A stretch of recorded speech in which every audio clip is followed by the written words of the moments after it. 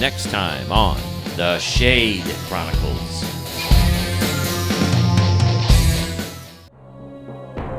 Urmah the Sumerian and Rafiq the Bard surveyed the city walls of Kish from a ridge just to the north of the city. There was a significant security presence at each gate, so they concluded they would have to enter the city by another means. After some pondering, Rafiq suggested they enter through one of the many waterways that flowed into the city. Upon approaching the canal, Urmah took in the size of the waterway. It was like a small river and had a current pushing the water into the city. After taking a moment to secure their possessions so they did not lose them in the water, they entered the canal and floated toward the city wall. Urmah grabbed the archway, passed through just as they drifted inside the city wall. He quickly scanned the area just past the wall. He was looking for soldiers or anyone else that would raise alarm at their appearance. Satisfied that their entry into the city went unnoticed, Urmah and Rafiq drifted to the side of the canal and exited the water. Urmah found some robes that were hanging on a clothesline, and he and Rafiq quickly donned the clothing in hopes that it would help them fit in with the residents of the city. Their destination was the palace at the center of the city. Leaning in close to Urmah, Rafiq asked, "How do you suppose we will gain entrance to the palace?" "The opportunity will present itself. No need to fear, good bard," was all Urmah offered. The snow the boy trudged through sparkled pale blue.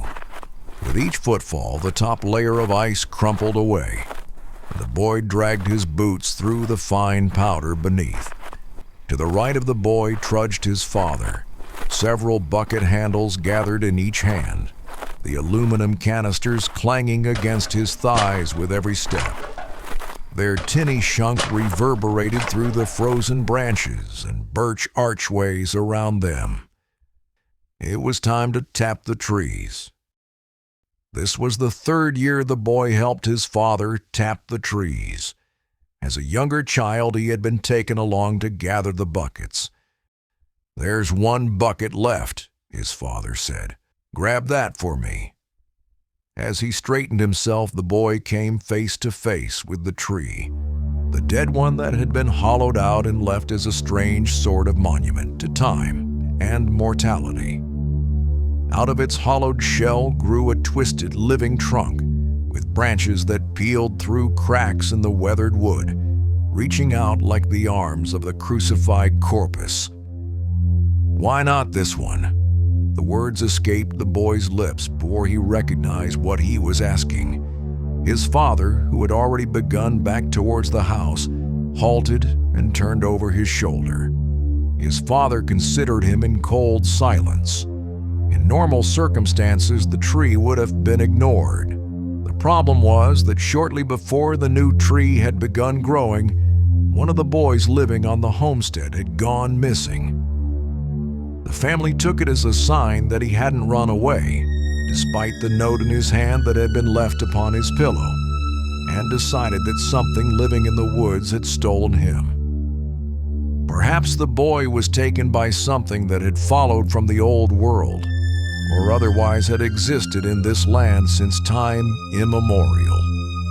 Regardless, the family determined that a new tree growing from the remains of the old was the sign of a curse plaguing the land. To his family, it was all part of a covenant, one human boy in exchange for the use of the forest. We'll see you next time on the Shade Chronicles.